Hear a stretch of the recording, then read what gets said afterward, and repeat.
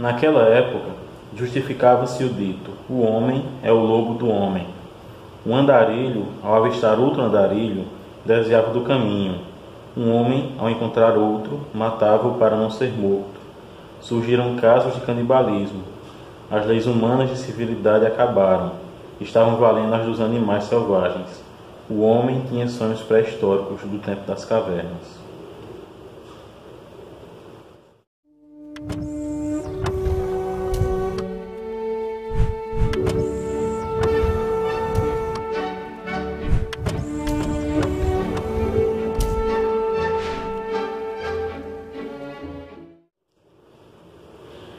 Bem-vindos a mais um Quixotado, o seu programa de literatura, com a apresentação de Amâncio Siqueira. Hoje o vídeo um pouco atrasado do acompanhamento do Desafio Quixotado 2019 do mês de abril. Como eu estou fazendo apenas um vídeo por semana, acabou atrasando um pouco, a gente já está na metade de maio. E eu vou falar sobre Dr. Zhivago, do Boris Pasternak, ganhador do Prêmio Nobel de Literatura de 1958, que está na minha lista do desafio, na categoria livro de literatura russa que não seja de Dostoiévski ou Tolstói. Então eu li esse pequeno calhamaço aqui de 751 páginas, publicado em 1957, inicialmente na Itália. Esse livro só foi ser publicado na União Soviética após a abertura, a perestroika, já em 1988.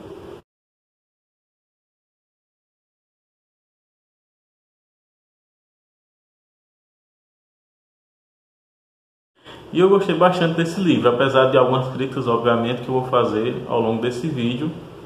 Mas eu gostei muito, eu achei que tem muitos trechos interessantes. Foi até difícil escolher aquele que eu colocaria na abertura do vídeo, assim como aqueles que eu vou ler durante a crítica que eu vou fazer aqui. E até vou indicar a vocês que me sigam no Instagram, porque ao longo das leituras eu vou colocando alguns trechos, vou fotografando alguns trechos dos livros que eu estou lendo, que são trechos que provavelmente eu não vou conseguir ler durante o vídeo, porque os vídeos têm que ser curtos, afinal, e os meus vídeos são sempre muito longos, não dá para ficar mais longos ainda do que já são. Também vou pedir a vocês que se inscrevam no canal, que acionem o sininho das notificações aqui embaixo, para poder receber sempre que houver vídeo novo, e que curtam esse vídeo e compartilhem com seus amigos que gostam de literatura. Vamos lá para o contexto histórico desse livro aqui, porque esse livro, a saga dele para ser publicado, é tão ou mais espetacular do que a própria saga que ele narra dentro da história. O Boris Pasternak é filho do Leontov Pasternak, um pintor pós-surrealista russo, que era descendente de judeus. Eles diziam ser descendentes da família do Abravanel, o grande judeu tesoureiro que foi expulso de Portugal pela Inquisição no século XVI. E essa família era uma família de artistas, a mãe dele também era uma pianista. Inclusive o Boris pensou em ser músico antes de abraçar a carreira literária e se tornar poeta. E a casa deles era muito bem frequentada. Eles recebiam visita do Rainer Maria Rilke, poeta alemão, do Rachmaninoff, um dos grandes compositores eruditos do século XX. E eles eram amigos, principalmente o pai dele, de Tolstói. Inclusive eles eram meio que da seita tolstoiana, digamos assim. E quando o Tolstói morreu, quando ele fugiu de casa e morreu no campo, uma das primeiras pessoas que receberam a notícia, talvez até a primeira, foi o pai do Boris Pasternak, o Leontov Pasternak, que correu para lá para poder fazer uma pintura dele no seu leito de morte. Então você vê por aí que o Boris tinha um acesso muito grande à nata da cultura daquela época, não só na Rússia, mas de toda a Europa. Inclusive ele foi estudar filosofia em 1910 na Alemanha, voltando em 1914, quando publicou o seu primeiro livro de poemas. Então, quando ele ganhou o Nobel, a Academia Sueca falou sobre a poesia dele e também sobre o romance dele, o Dr. Zhivago. Disse que ele merecia receber esse prêmio pela sua contribuição para a lírica russa e por ter contribuído para a continuidade da época russa, que a época seria o romance dele, o Dr. Zhivago, e a lírica, a poesia. E ele era muito conhecido na União Soviética pela sua poesia, embora depois da publicação do Dr. Zhivago internacionalmente, ele tenha caído em desgraça e então meio que sido proibido. Inclusive o filme, dirigido por David Lean, com Omar Sharif no papel principal, de 1965, que ganhou vários Oscars, 5 Oscars, e que está na lista das principais revistas dedicadas ao cinema como um dos 100 melhores filmes de todos os tempos. No começo dele, o primeiro diálogo é com o general irmão do Dr. Zhivago, Eugênio, e um dos seus subalternos, e esse subalterno diz que admira muito a poesia de Zhivago, e o irmão dele diz: sim, quem não admira hoje em dia? E esse cara diz: mas não tem como a gente admirar antes porque ele era proibido. Então é basicamente isso, né? Ele passou a ser proibido, mas quando ele morreu em 1960, muitas pessoas foram ao seu enterro porque distribuíram nos principais locais públicos, né, em estações, em praças, manuscritos dizendo que ele tinha falecido e onde seria o seu velório. Então o seu velório foi muito concorrido, ele era muito admirado, mesmo sendo proibido. Faleceu em 1960, aos 70 anos de idade, 2 anos depois de ter recebido o Prêmio Nobel e ter sido obrigado a recusá-lo, porque se ele tivesse aceitado, ele teria sido expulso da União Soviética, e 5 anos antes do lançamento do filme, que seria a sua consagração internacional. Ele tinha nascido, de acordo com o calendário gregoriano, no dia 10 de fevereiro de 1890, e no calendário juliano seria no dia 29 de janeiro do mesmo ano. E ele nasceu em Moscou, e esse romance dele, ele mesmo dizia, né, o Dr. Zhivago, que o grande personagem não era o Dr. Zhivago, nem a Lara, Strelnikov, Tônia, Komarov, não. O grande personagem era Moscou. Era uma forma dele lamentar o destino dessa cidade e ao mesmo tempo fazer o seu elogio das suas lembranças dessa época. E antes de falar do enredo do livro, a gente tem que lembrar que essa epopeia, para sua publicação, tinha o pano de fundo da Guerra Fria. Esse livro traz muitas críticas ao Estado, ao stalinismo, aos gulags e vários outros temas da época da Revolução Russa. E quando ele saiu clandestinamente, ele foi enviado de forma clandestina para um editor na Itália. Esse editor o publicou em italiano primeiro, mas assim que foi publicado, na verdade até mesmo antes de sair a edição italiana, o editor já tinha conseguido vender os direitos para traduções em 20 países, porque era um local muito fechado na União Soviética, as pessoas queriam saber como era lá, então existia esse elemento de curiosidade, assim como hoje, se alguém consegue tirar um romance de um coreano da Coreia do Norte, ele automaticamente vira best-seller, né? Então, quando foi publicado o sucesso estrondoso que ele fez, a CIA, a Central de Inteligência Americana, que era inimiga da KGB, obviamente, eles viram nisso uma forma de propaganda. Então eles divulgaram o livro, eles pegaram os originais, tiraram cópias dos originais e o publicaram com vários erros. Foi publicado também uma edição na Holanda, em russo, e a CIA publicou uma edição de 1000 exemplares que distribuiu em uma feira internacional lá na Europa para fazer com que essa divulgação fosse maciça, e conseguiram o que queriam. Depois, alguns escritores lá da União Soviética e outros historiadores disseram, inclusive, que a CIA teve interesse em que ele ganhasse o Prêmio Nobel e que teria influenciado o Comitê do Nobel, mas até hoje não existem documentos. O Wikileaks está aí divulgando vários documentos e nenhum até hoje que indique que isso aconteceu. Sabe-se sim que a CIA usou o livro como propaganda e que fez essa edição pirata distribuída na língua original com vários erros. Não tiveram muito tempo de fazer a revisão. Então você vê que existia um plano de fundo muito forte para a publicação desse livro, a perseguição e tudo mais ao seu autor dentro da União Soviética.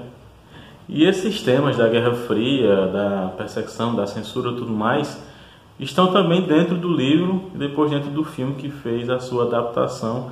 Lembrando que no filme eles dão uma alterada em algumas coisas. Por exemplo, eles dão mais importância ao romance entre Zhivago e Lara do que no livro propriamente.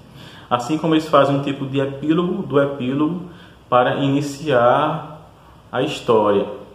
Tem uma adaptação também mais recente do Dr. Zhivago, em que eles fazem também outras alterações importantes, como por exemplo, no livro, o começo dele é justamente a morte da mãe de Zhivago, enquanto que nesse filme mais recente, o início é o enterro do pai dele.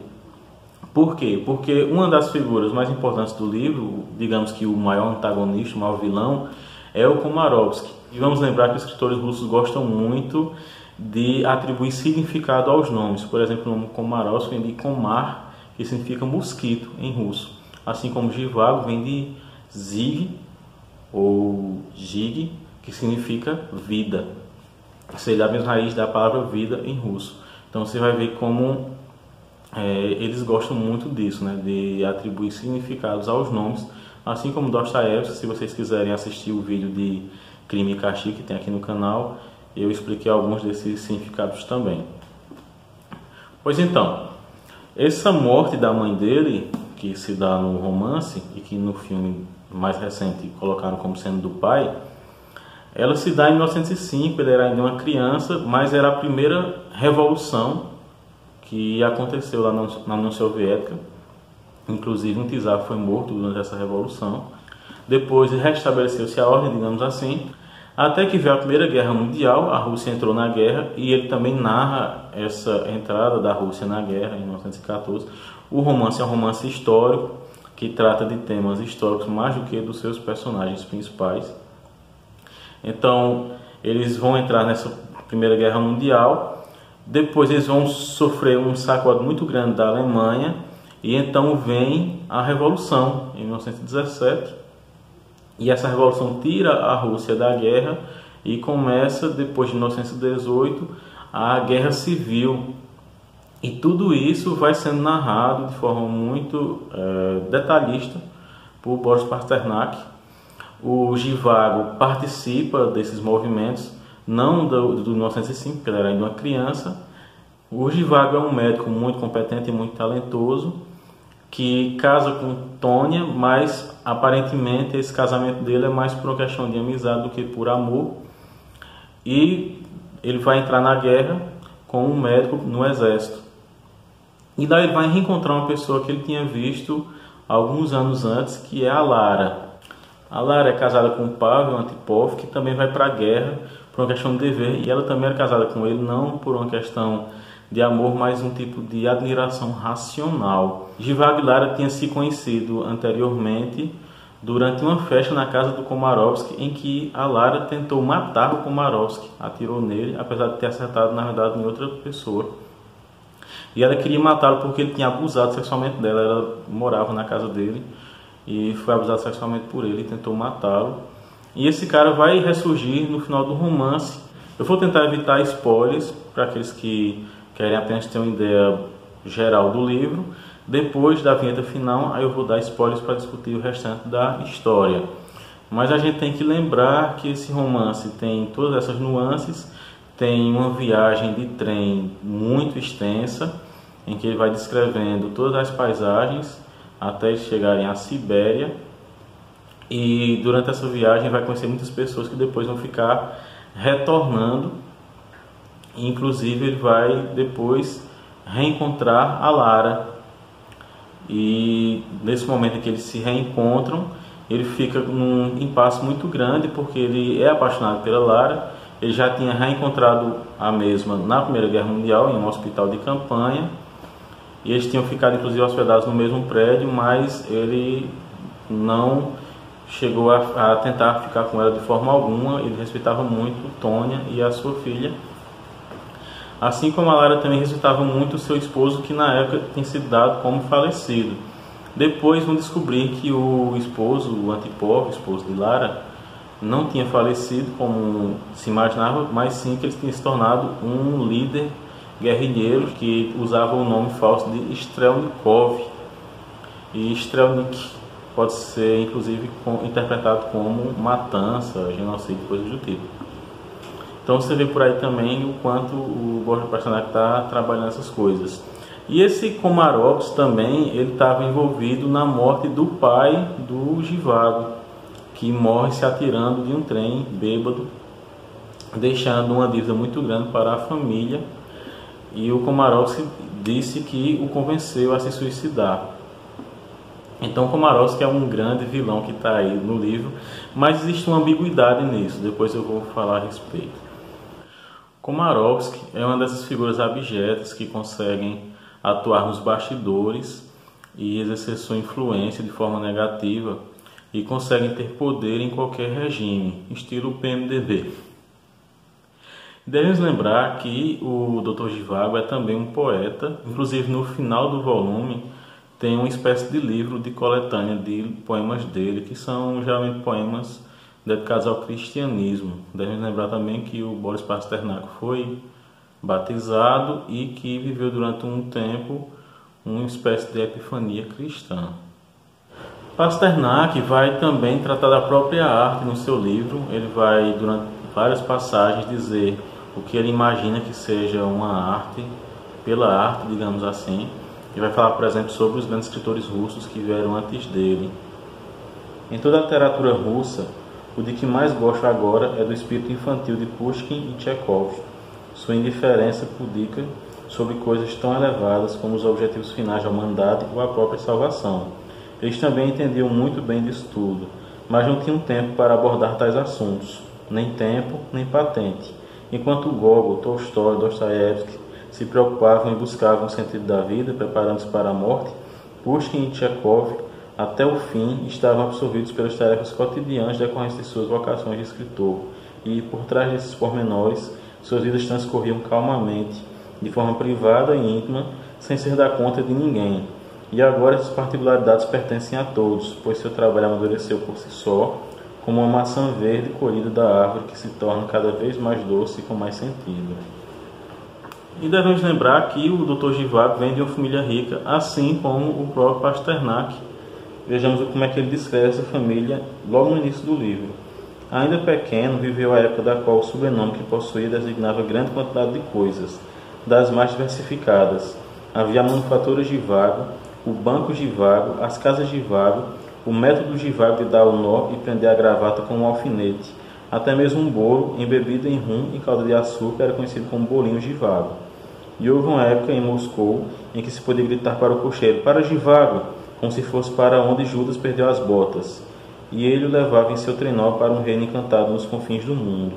Um parque tranquilo os aguardava. Nos galhos encurvados dos pinheiros, derrubando a neve, empoderavam-se os corvos. Seu grito retumbante ecoava como o estalido de um galho de árvore. Cachorros de raça corriam pelo caminho que vinha das novas construções depois da clareira. Lá se acendiam as luzes, a noite caía. De repente, isso tudo desapareceu. Eles empobreceram. Então ele está narrando também a queda em desgraça dessa família, além de a queda em desgraça da própria Rússia. Devemos lembrar que a Rússia imperial era conhecida como a Grande Mãe Rússia, epíteto depois retomado pela Rússia após a queda da União Soviética. E logo no começo do livro ele perde a mãe dele. Então talvez isso seja uma grande metáfora do povo russo que perdeu a sua grande mãe, né, que fica perdido. E ele vai narrar coisas absurdas do período da Guerra Civil, principalmente quando os vermelhos lutavam contra os brancos. Ele vai narrar um fato muito monstruoso, que é de um soldado entre os guerrilheiros, que já tinha participado da morte de um oficial logo no começo do livro. Ele tinha matado um oficial que tinha ido tentar convencer os mujiks a não entrarem na revolução. Ele o matou e se torna um dos grandes soldados dentro dos guerrilheiros, porque se exigia exatamente isso, né, que fosse alguém cruel, bom de tiro. E de repente ele começa a ficar meio que cismado com a possibilidade de sua mulher e suas crianças serem mortas, torturadas pelos brancos se eles fossem presos. Então ele tem um ataque de loucura e mata a machadadas a esposa e os filhos para evitar que fossem mortos de forma ainda mais cruel pelos brancos. Então o Pasternak aqui não está querendo criticar apenas um dos lados da guerra civil ou um dos lados da história. Ele está criticando todo mundo que se entregou a uma violência desenfreada, a atos de pura barbárie. E ele vai se lamentar muito do que acontece com a Rússia. E o amor dele pela Tônia é também um tipo de tentativa de substituição da sua mãe falecida. É mais uma figura materna do que qualquer outra coisa. E a própria Lara, quando ele a elogia, não parecem muito elogios a uma mulher, apesar de dizer o quanto ela é linda e tudo mais, mas ele parece admirá-la mais pelas atividades práticas que ela faz durante o dia a dia e a forma como ela consegue expressar as suas ideias. Parece mais um amor filial do que um amor realmente erótico. O romance tem muitas coincidências, o que para muitos leitores se torna algo incômodo. Para mim não foi incômodo porque, apesar de serem coincidências que às vezes parecem ser muito forçadas, de certa forma não são coincidências feitas para resolver a história, muito pelo contrário. Geralmente, quando acontece uma coincidência, é de forma bem trágica e a gente fica até meio pasmo com essas coincidências que acontecem. Não parece ser algo feito para tornar a história melhor, pelo contrário, parece mais ser algo feito para tornar a história mais trágica. Se você já leu o livro e quer saber minha opinião sobre o final do mesmo, convido a você para que permaneça após a vinheta final. E se você não leu ainda, espero que se interesse pela leitura. É um livro que eu particularmente gostei muito. E a gente se vê no próximo Quixotado, seu programa de literatura.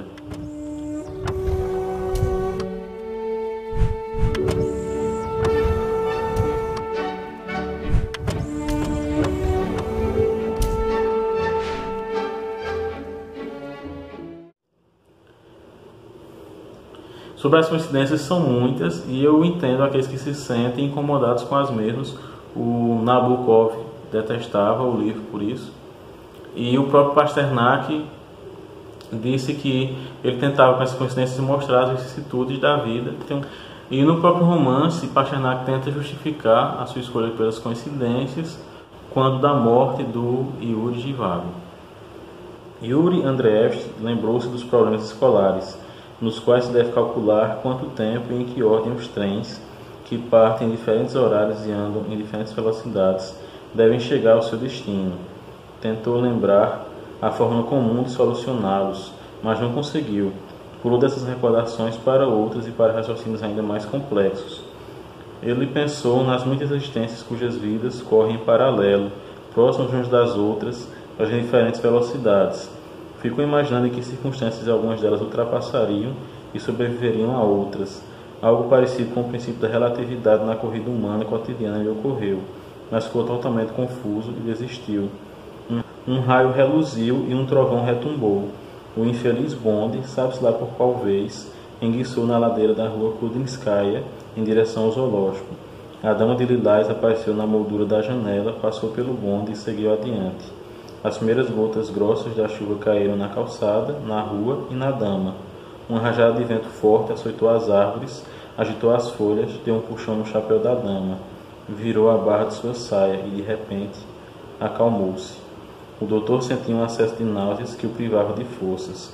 Superando a fraqueza, levantou-se do banco e, com arrancos para cima e para baixo pelas correias, tentou abrir a janela do vagão. A janela não cedia a seus esforços. Essa Dama de Lilás também era uma personagem que já tinha aparecido no início do livro e que ultrapassa a vida do Živagin nesse momento. Então, ele encontra Lara inicialmente no prédio da universidade em que ele trabalha, depois ele está lá na festa em que ela tenta matar o Komarovsky, inclusive ele faz o atendimento ao baleado e a Lara, que se machucou. Ele também vai reencontrá-la num hospital de guerra, durante a Primeira Guerra Mundial, reencontra durante o exílio de Moscou, fica visitando a casa dela, e no dia que ele decide se declarar para ela, ele é sequestrado pelos soldados do Exército Vermelho, pelos guerrilheiros, e é levado como médico para a floresta. E quando ele volta dessa floresta, finalmente ele a reencontra enquanto que Tônia e a Sofia, Tônia estava grávida e tinha uma filha com ele, e ela foi forçada ao exílio junto com o pai dela. Eles vão para Paris e ele fica então finalmente com a Lara, passa a viver com ela, e eles ficam numa cabana na floresta, que é a cabana do Strelnikov, do marido da Lara, embora o Strelnikov esteja em outro lugar da Rússia e não os encontre, até que ela vai embora com o Komarovsky. O Komarovsky consegue convencer o Zhivago a dizer a ela que ele vai segui-los, que ela vá com ele de trem para fugir do local, porque Strelnikov, todo mundo sabe que é o marido dela, e todo mundo quer então matá-la como retaliação à atividade dele revolucionária. E eles acabam indo embora. Veja só que o Komarovsky, aquele cara que também logo no início do livro está atrelado à morte do pai do Zhivago e a um passado tenebroso da Lara, ele acaba convencendo a mesma e vai-se embora com ela. E o próprio Zhivago acaba permitindo isso.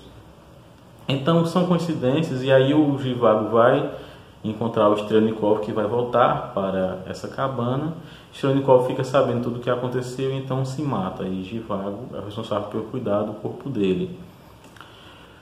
Então você vê que essas coincidências, apesar de serem coincidências demais, digamos assim, elas não são de forma alguma algo que torne a história mais romântica, digamos assim. O livro também foi perseguido na União Soviética por ser um contraponto ao realismo soviético, e talvez fosse também isso uma das intenções do Pasternak, justamente fazer um livro que não fosse muito próximo do realismo, apesar de haver nas suas descrições da violência, principalmente das guerras, a parte histórica do livro, muito do realismo como nós o conhecemos, mas existe também um elemento surrealista, né, que está nessas coincidências, nas formas como os diálogos se dão, os encontros, e isso também era uma forma de atacar a estética soviética.